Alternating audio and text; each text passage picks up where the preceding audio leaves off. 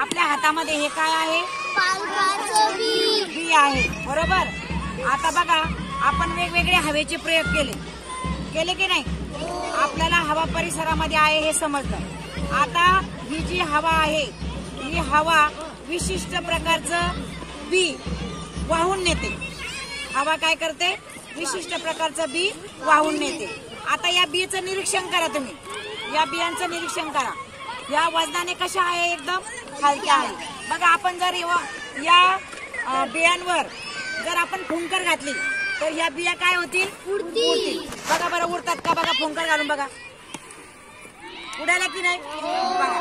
पण काही बिया अशा असतात, त्या हातावर जरी ठेवल्या आणि फुंकर जरी घातली तरी त्या उडत नाही. म्हणजे हवेने विशिष्ट प्रकारच्या बिया वाहून नेल्या जातात. कळालं सगळ्यांना?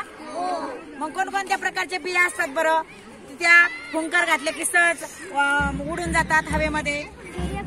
सूर्यफुलाची बी असते, पालकाची बी असते, आंबट चुक्याचं बी असतं, मेथीचं बी वजनाने जड असतं, ते नाही वाहून जाऊ शकत. कांद्याचं बी असतं.